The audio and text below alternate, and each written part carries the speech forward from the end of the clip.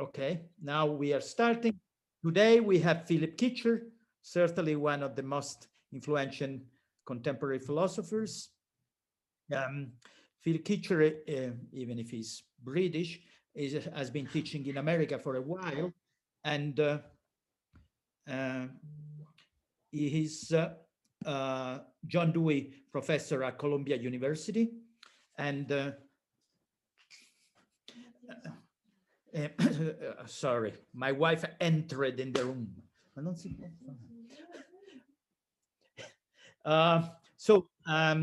He started as a mathematician and historian of science, a philosopher of science, and today we'll talk about moral progress, so another field entirely. He also done work in the history of philosophy. So please, Philip, start, and then we'll have a discussion at the end of your talk. Well, thank you very much, Mario. Thank you for inviting me. It's a great pleasure to talk to people in Rome. It's a city I love and a country I love. And I'm sorry not to be there with you, because it's much better to do these things in person, but unfortunately that's not possible at the moment. So today I want to talk about moral progress. This is actually the title of a short book that will appear later this year. And I'm going to give you some of the principal ideas from it. So let me begin by trying to go forward. Let's see what happens. Why will it not respond? Yes, okay. So my first question is really, is there such a thing as moral progress? And some people are very skeptical about this. There are people who think that progress in general is a concept that we would do better without, that we've deluded ourselves for a very long time with dreams of progress, but that actually things over the course of history are relatively static. We can't make sense of any progress at all. It seems to me that there are compelling historical examples of moral progress, and these come up all the time when people start talking about the subject. The first is the abolition of slavery, and in particular the abolition of slavery in the New World in the 19th century. The second example is the expansion of opportunities of women. For women, that runs really from the late 18th century through the present. And then the third example that I like to use, because I've seen it happen in my lifetime, is the growing acceptance of relationships, romantic relationships between members of the same sex. Now, right at the beginning, I want to say that these are not the only examples. They're prominent examples, they're useful examples. And it's quite wrong to think that any of these changes, these progressive changes, as I conceive them as being, is finished. It would be quite wrong to sort of say, well, it's all over, now everything has been, as it were, finished, done, and solved. Okay, so the historical examples are, I think, multifaceted. So individuals change their minds about things. And more to the point, they change their conduct, their ways of behaving. There are also social changes about laws that come into being or that get taken off the books, and roles and institutions all change. So there's a variety of things that happen. But many people would say at the core, there's actually a cognitive change. There's a new recognition. Something happens and people realize and recognize a truth that they haven't seen before. That is, I think, a very common view. So I'll call it the standard view, or sometimes the discovery view. Moral progress occurs when an individual or a society comes to recognize a moral truth that that individual or society hasn't previously appreciated, perhaps by giving up a moral falsehood that has previously been accepted. As, for example, when people say that, homosexuality is sinful, and then that gets revised. Now, This standard view seems to me very popular and I think is incorrect. So here's a standard picture that you get from many historians, many non-philosophers, as well as philosophers writing about the abolition of slavery. That in the 19th century, people started to realize that owning other people is morally wrong. Now, a corollary of this approach is that when you're doing moral philosophy, what you're seeking primarily to understand is moral truth and how you gain moral truth. Meta-ethics is really all about understanding the meaning of moral statements in such a way as to show how those statements can be true, and thereby perhaps help us advance our moral knowledge. Now, some people, of course, non-cognitivists, don't think that's right, but they have a view that's isomorphic to the standard view, which is that there are such things as apt feelings. And here, aptness plays the same role for emotions and feelings as truth does for propositions in what I've called the standard view. I think these views are isomorphic, and I'm going to be at odds with both of them, and I'm going to treat them as it were in the same way. And so I won't mention non-cognitivism again, although I think it is subject to exactly the same kinds of worries and just the same kinds of alternatives I plan to present. On the standard view, the concept of moral progress is derivative. It's a spin-off from the concept of moral truth. I want to present and defend an alternative view. I want to suggest that the primary concept is actually that of making moral progress, and that the task of moral philosophy is actually to facilitate moral progress. I think that much contemporary philosophical writing in the areas of ethics has fastened on problems that are actually not particularly significant, that are not likely to lead us in the direction of facilitating moral progress. So this is not only a theoretical shift in thinking, it seems to me a practical one. So the standard view, moral progress centers on grasping moral truth. My view, to the extent that we want to talk in terms of truth, and I'm not sure whether we do want to talk in terms of truth in this sphere, moral truth would be what emerges when you make moral progress. So the relations are, as it were, inverted. Instead of thinking of moral truth as prior to and independent of what we do and how we behave, what counts as morally true, if anything counts as morally true, is what emerges from morally progressive transitions in our institutions, our societies, and in our own conduct. So in James's great phrase, truth happens to an idea. Now, I'm going to bring out something about progress that I've said many times and in many places. And that is that there are really two different kinds of progress. Some progress is teleological. You're going on a journey, you've got a fixed destination, and you make progress in your journey by getting closer to the destination. But lots of progress isn't like that. It's pragmatic progress. Progress consists in overcoming problems and limitations. Progress is progress from. Think about computer technology, for example. There isn't a platonic form of the ideal computer to which it's aiming. What happens when we make progress in computer technology is we overcome limitations and glitches in our current devices. Or think about somebody learning a musical instrument, you know, a young person playing the piano, say. There isn't some sort of perfect form of the ideal pianist towards which she's aiming. It's rather that her interpretation gets more sophisticated and her technique gets better. Okay, So I want to suggest that moral progress is actually a form of pragmatic progress. And so I'm going to amend a famous phrase that Martin Luther King actually borrowed from a 19th century abolitionist, Theodore Parker. King said, "The arc of history bends towards justice." I think the right way to phrase what he was getting at was that the arc of history bends away from injustice.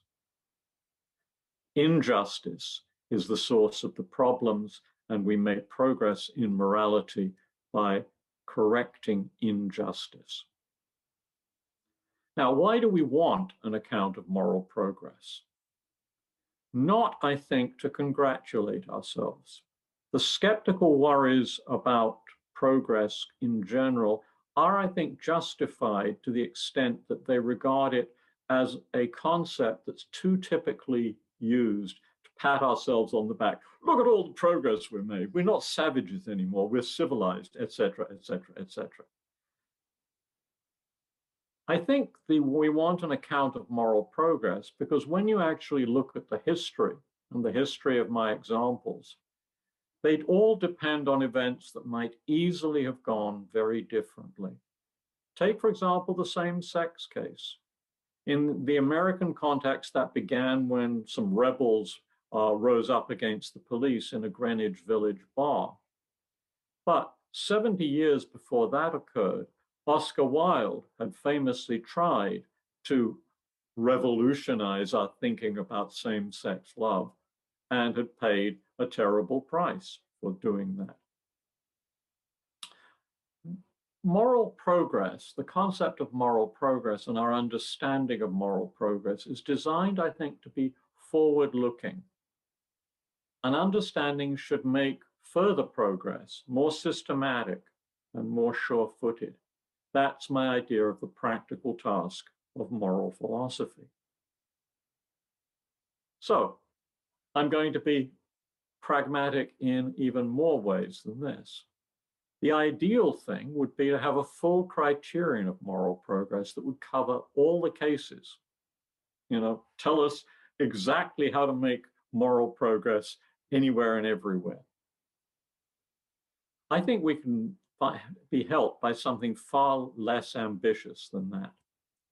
And that is by assembling tools for identifying morally progressive options.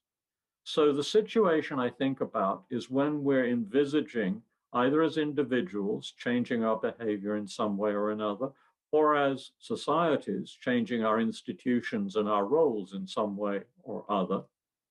And we ask, which of these options would enable us to make moral progress? That's the question for us.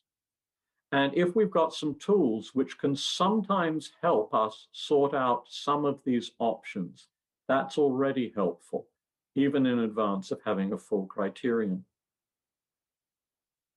Now, there are some lessons here, I think, from the history of science and from the history of inquiry into nature. We don't actually have, contrary to people who talk confidently about a scientific method, any general account of method in scientific research or other kinds of factual research that's accurate, precise, and complete. Since the 17th century, the sciences have accumulated methodological tools. This was done by people like Galileo, great Italian, right? Descartes, Bacon, Newton, you can name the principal figures. And any of you who've looked at what they actually said will know that their formulations are woefully incomplete. Not obviously very easily applicable, but they served to start a process in which the tools they supplied were used in different kinds of situations on different kinds of physical problems. And what happened was that during the 17th and 18th centuries, vague proposals were made more concrete in addressing particular kinds of tractable questions. Questions about the dynamics of moving bodies, questions about air pressure, a certain preliminary work on light and heat, so forth. And later, by reflecting on past successes and failures, people were able to formulate more precise methodological maxims for example, when we get to the 20th century, recommending double-blind testing in medical research. So methodology itself develops out of crude beginnings to get ever more sophisticated. As we learn about nature, we learn better how to learn about nature. So I'm going to apply this lesson to moral progress. The strategy is straightforward. Start with what paradigms of success we can find and with related episodes that failed. Ask what contributed to success and what factors put the achievement at risk. Now, an obvious common feature of my three examples is that they all include in the morally acceptable purview perspectives that had previously been excluded. Slaves were not subject to the usual protections. Now they are. Women were not allowed to do certain kinds of things. Now they are.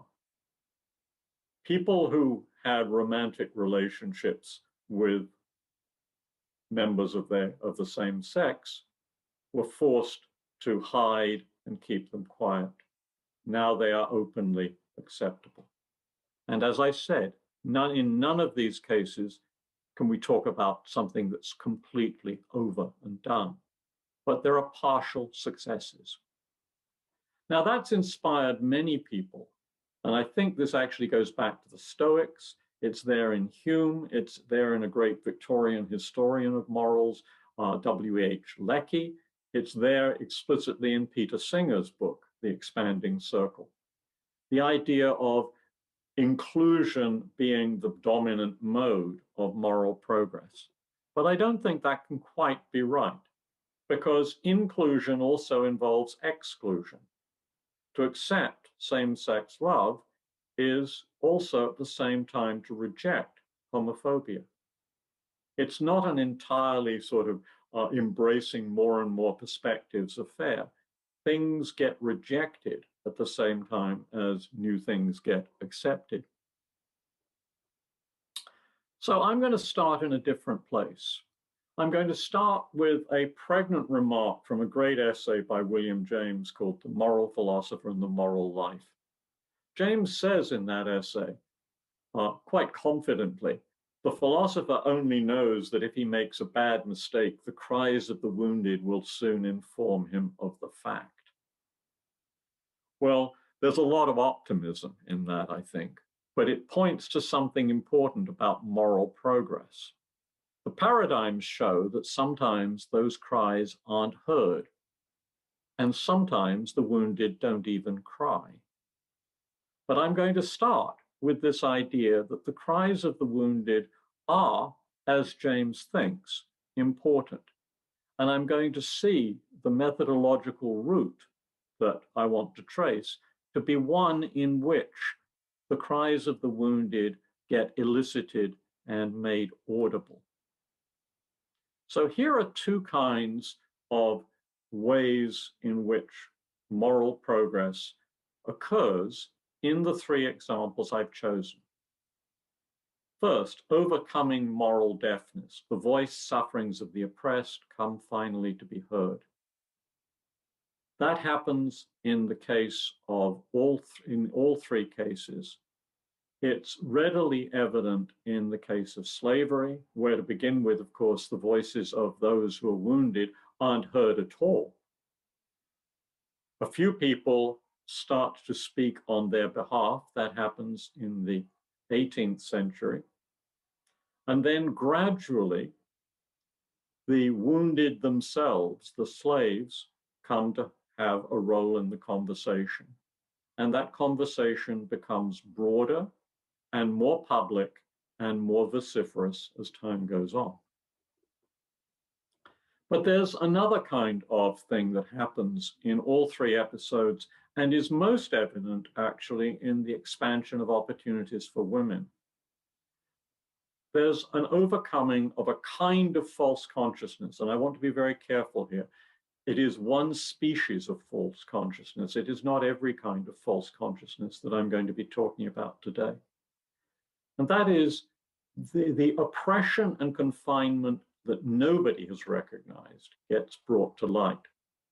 Or more likely, the oppression and confinement recognized by a few who are taken to be untypical of their group precisely because most members of the group do not complain, gets overcome.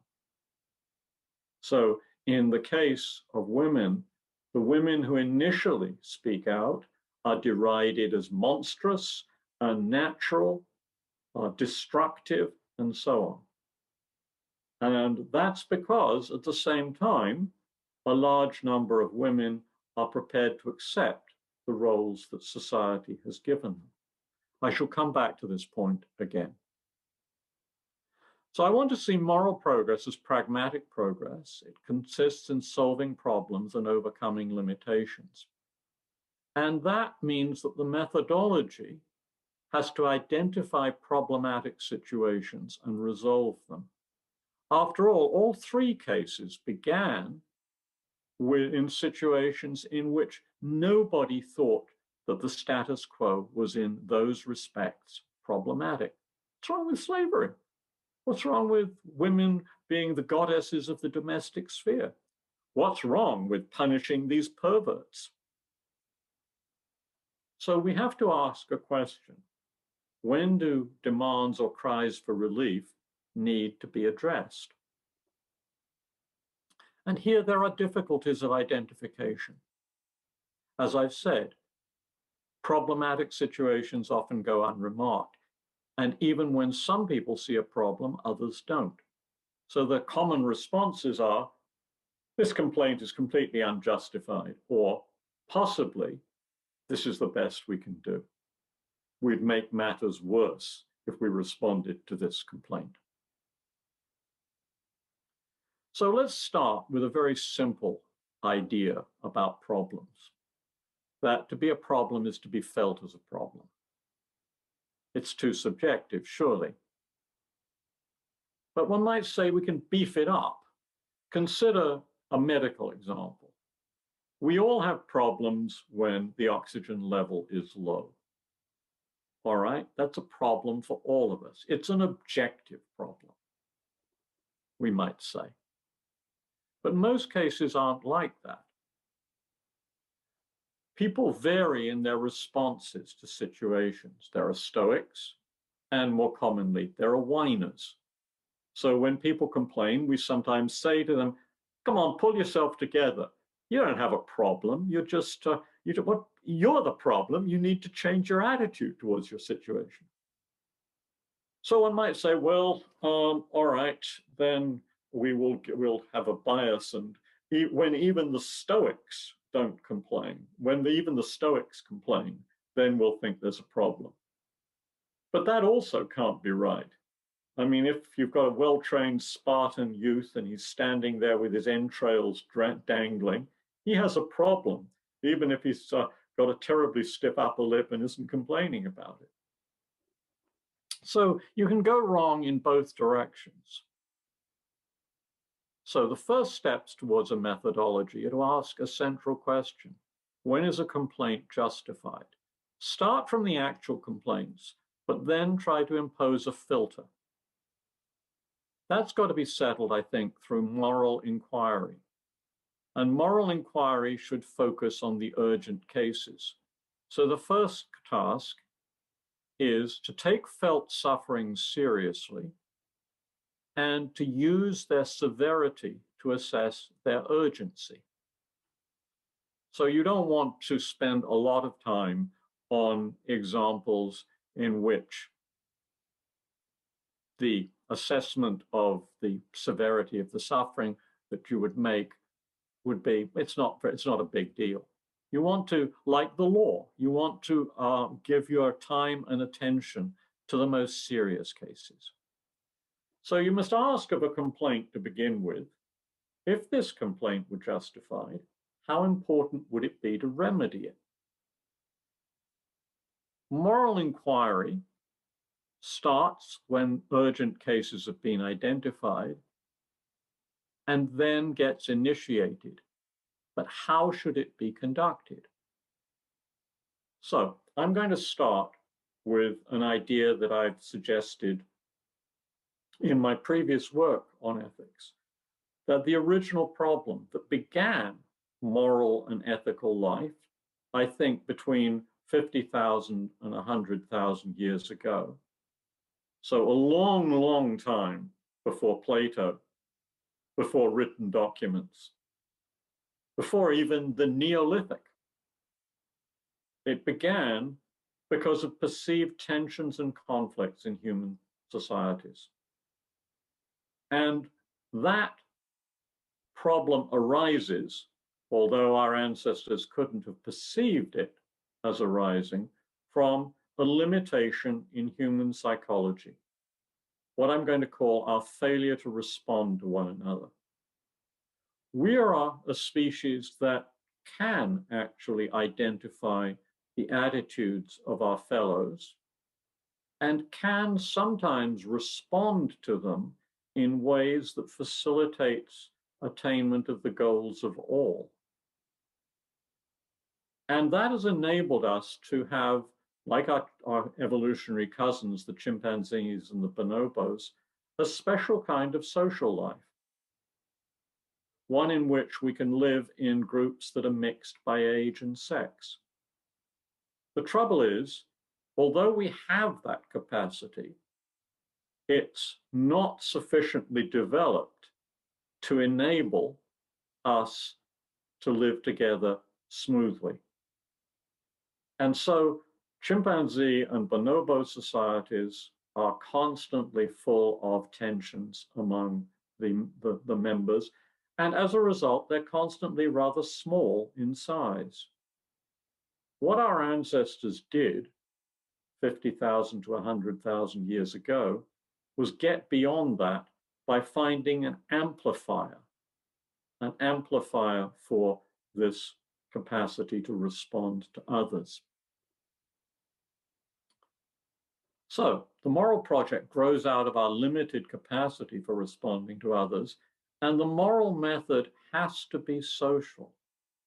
We have to work out what to do in a special kind of conversation. I'll call it an ideal conversation and come back to this later. And I think that what philosophers have contributed to this is a set of tools that are useful in that conversation. So what is this kind of conversation discussion? First of all, it includes all the parties who are affected by the situation in question. Second, any claim put forward in the conversation has to rely on and not conflict with the best available information. And third, and this is the really important part of it, the participants have to make a conscious effort to overcome that limited responsiveness, to amplify it, to understand the perspective of each other, and to seek a solution acceptable to all. So this, I think, is the core of moral method as it was initially practiced by the pioneers of the moral project who got it going.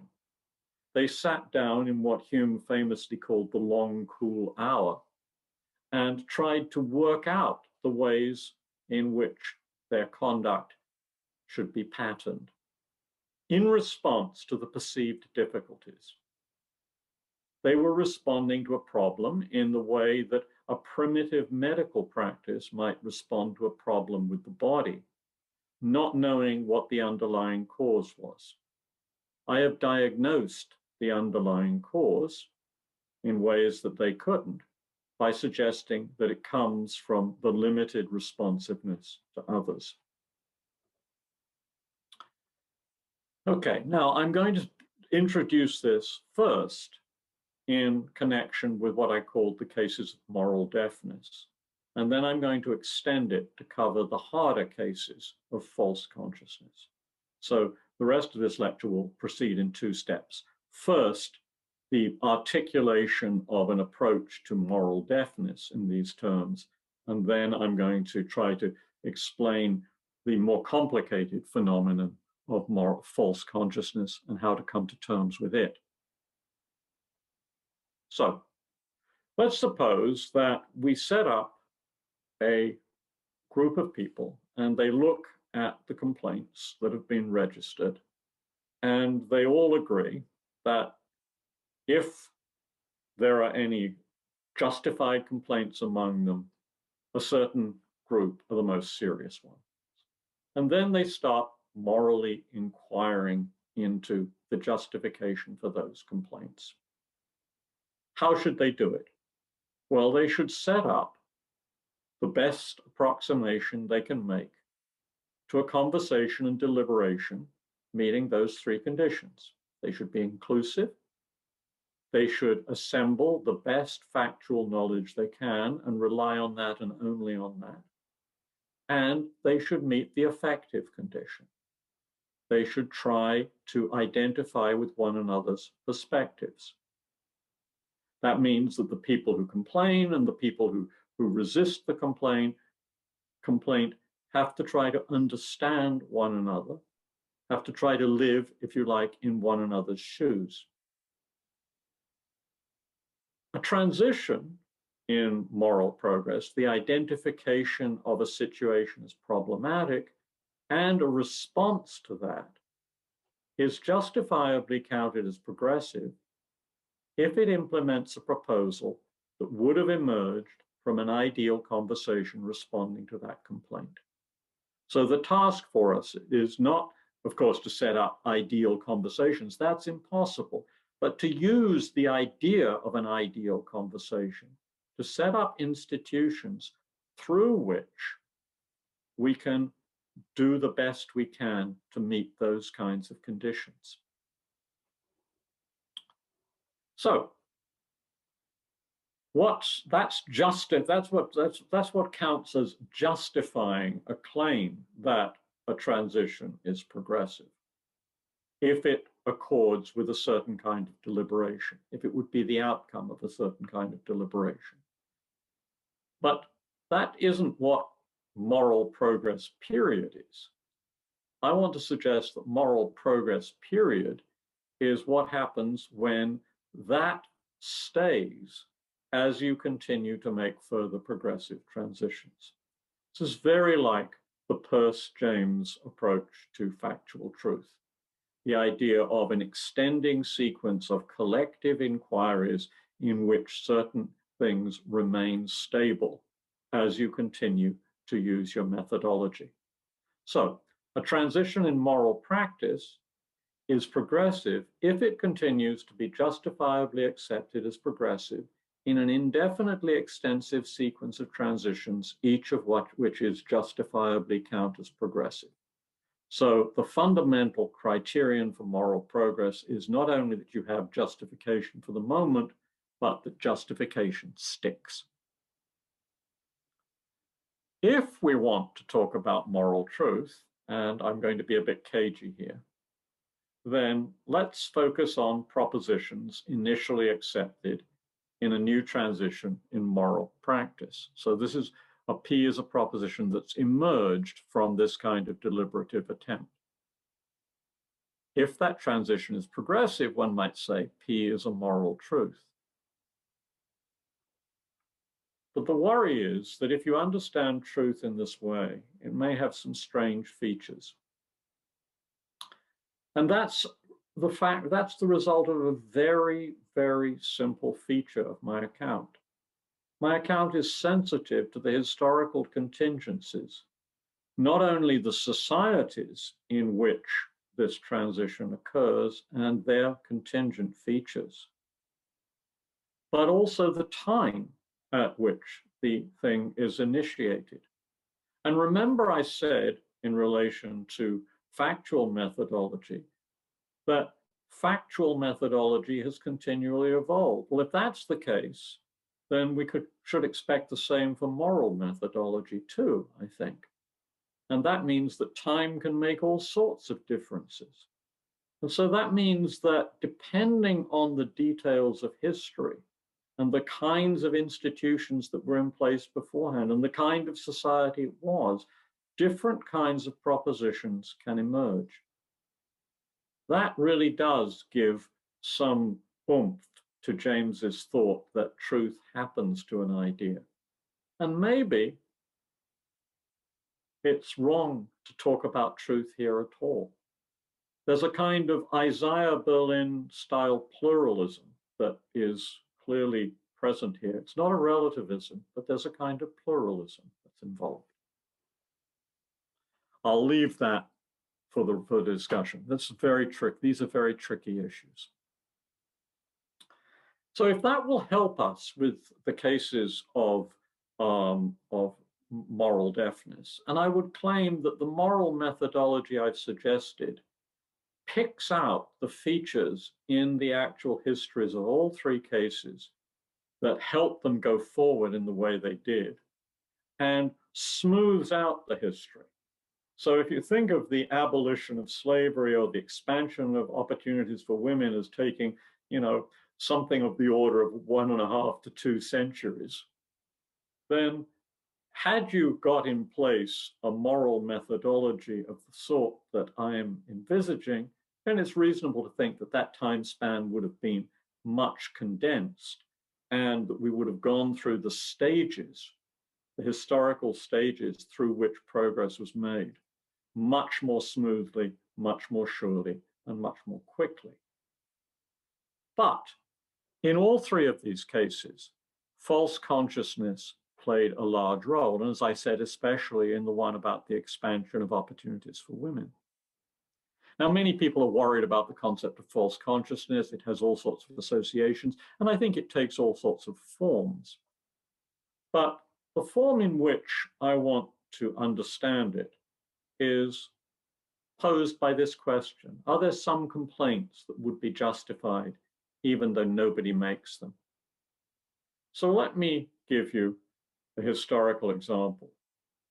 For those of you who love to read Victorian novels, especially sentimental Victorian novels, imagine the Victorian bourgeois couple seated together in the evening.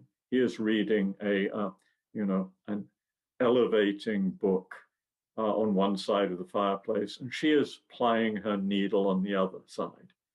And he looks up from his book and he looks down at his wife and he says to her, "My dear, I want to know the answer to this question. Are you truly, deeply, fully happy?" And she raises her adoring eyes from the needlework and says to him, "Oh, yes, you have given me everything that I could ever have wanted." All right, that's false consciousness for you. There's false consciousness in the form that I want to approach it and try to understand it. So a form of confinement or oppression in some, it's confinement, I think, in the case of the women. It's oppression clearly in the case of slaves. I think it's oppression also in the same-sex case. The oppression or confinement may be so invasive that the oppressed or the confined take on the perspectives of those who do the oppressing or the confining. So I want to suggest that what goes on here is actually best understood in terms of a limitation that's imposed on people's lives. The silence that they have, or their agreement and acquiescence in the ideas that are current in their societies, is at odds with who they are or who they might be. And this requires me to make a distinction between the moral and the ethical. As I understand it, the focus of morality is how should we act? And originally, how should we act towards others? I think so-called self-regarding actions, improving ourselves and so forth, comes about as a spin-off from understanding the more basic form of moral conduct, which is how should we act towards others. The focus of ethics isn't what should I do, but what kind of person should I be? That includes morality, because the kind of person I should be presumably includes being a person who acts in the ways that I should act. But even though ethics includes morality, I agree with Williams that there's a distinction between the two. Williams thinks that ethics is primary and that morality is an unfortunate deviation from it, that the question, how should I be, should always take precedence. And I think that's entirely reasonable for the historical span that he considers, which begins, I have to say, very late in the history of moral life with the ancient Greeks. It's not for the long history. In the 50,000 to 100,000 year evolution of the moral ethical project, I think the moral question came first. What should I do? In the beginning, I think the ethical question makes very little sense. I say here, it makes no sense.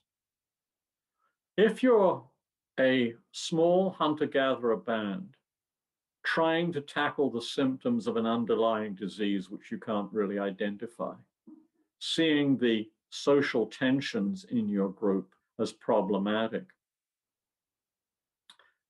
underneath that is our limited responsiveness to one another. Moral questions emerge from social instabilities and provoke attempts to generate patterns of interaction so that our societies can become more stable. But the ethical question only starts to come into play as groups start to be assured of means of subsistence and as they practice the division of labor. If you imagine a struggling band, 30 to 70 individuals, maybe 55,000 years ago. And let's suppose they've got language and they've started making rules and patterns for the conduct in their societies. You arrive in your time machine and you want to know the answer to the ethical question. So you go up to them.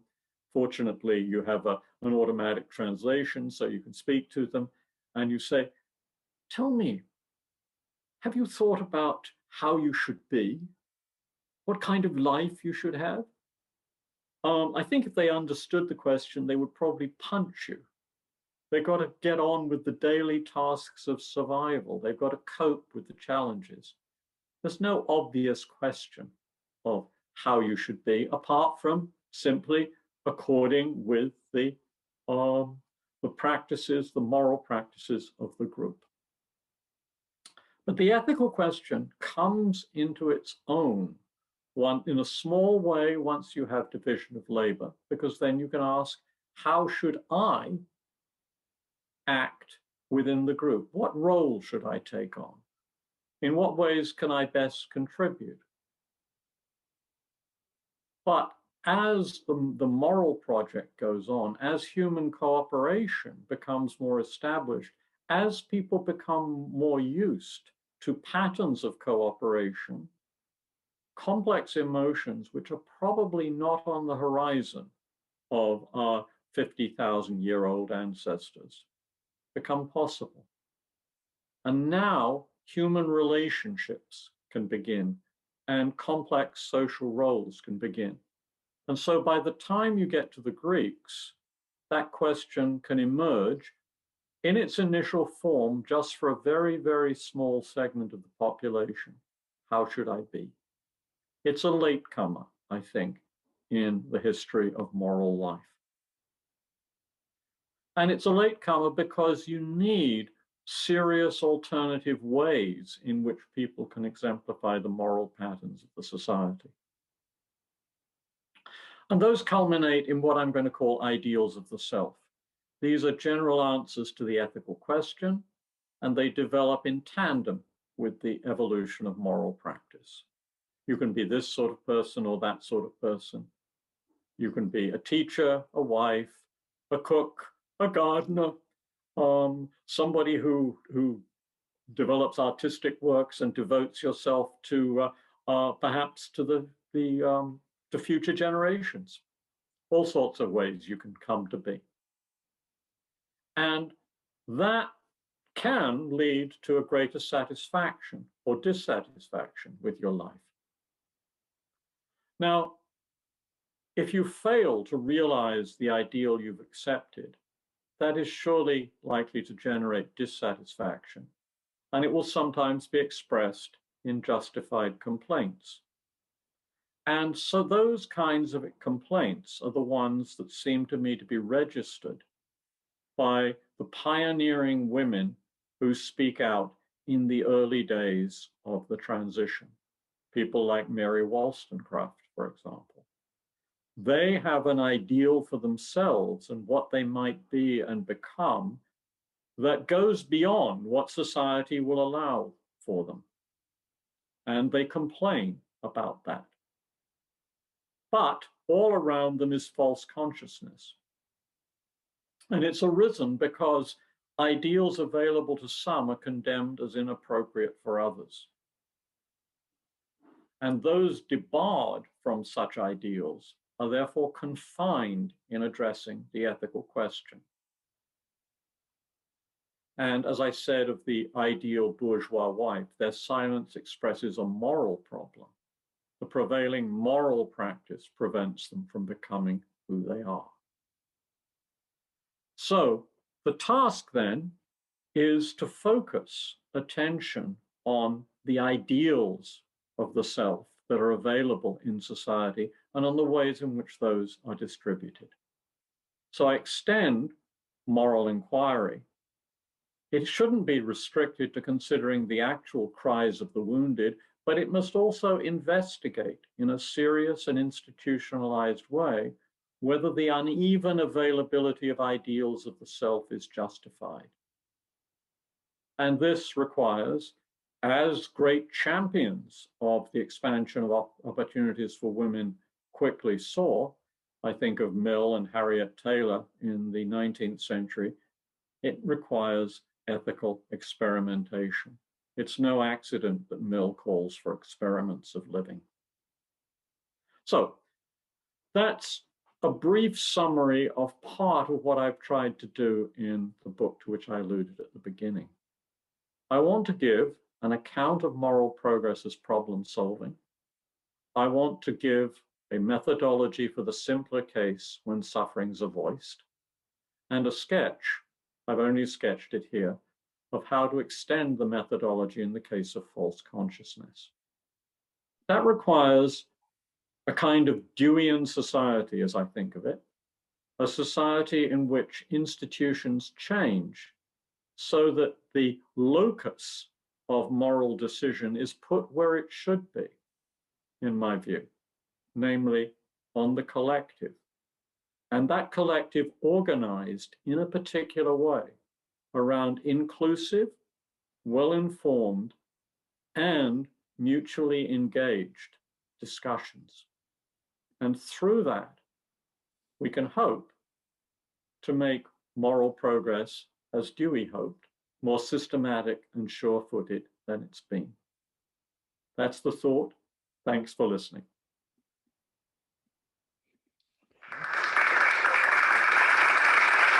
Oh, canned applause. Very good. Thank you very much, Philip. I heard you giving a similar talk in October in the Netherlands from remote. Oops. Oh. I don't know what's happening. But this was an evolution. So you have been working on that, I can see. That's great. So you told me that you are writing a book, all right? Am I wrong about that? On this moral progress? So there's a short book called Moral Progress, which will come out later this year.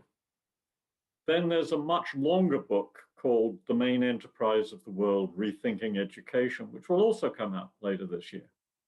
Those are the first two parts of a trilogy, which are an attempt to put together this kind of Deweyan pragmatism for the 21st century.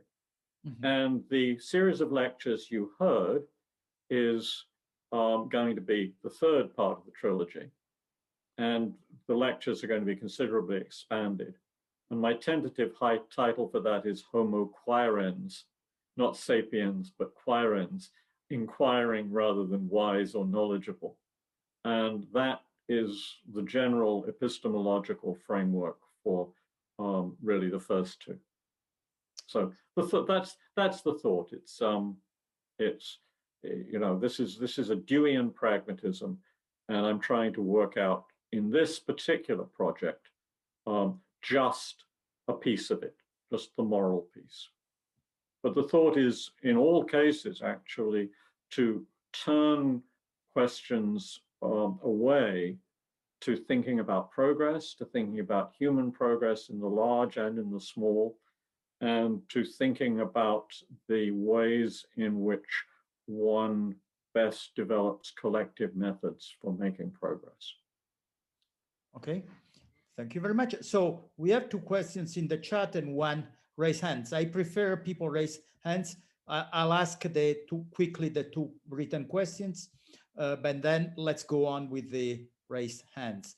So one is, Sarin was the first to ask question in the chat, but I prefer the other one because it gives you the order. So, but first there is this question by Mike. Mike without last name, where do the ideal conditions come from? Or how do we know what is ideal? So that's a question. Okay, so it's a very good question.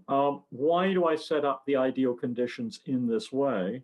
And the answer is it's a lock and key situation. So if you want to open a door, you need a key that fits the lock.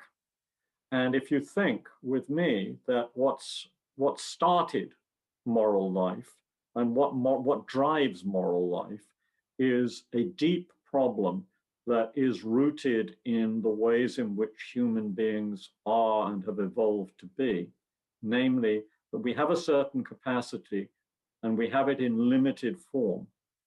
And because we have it in limited form, that creates daily difficulties of all sorts for us. Then what you need is a device for addressing the limitations of our capacity to respond to others. And that then pretty quickly generates the three conditions. You need inclusiveness because you need to represent all who are affected. You need good information because without good information, you're going to make all sorts of mistakes. And you need the, as it were, what one might think of as the long, cool hour or the artificial amplification of responsiveness at this moment. If responsiveness is to be developed and amplified and achieved, you've got to understand, as it were, all of the people who are involved. That's the reason for the inclusion condition. You can't make factual mistakes, but you've really got to get inside those perspectives. You've got to be able to see the world from those points of view.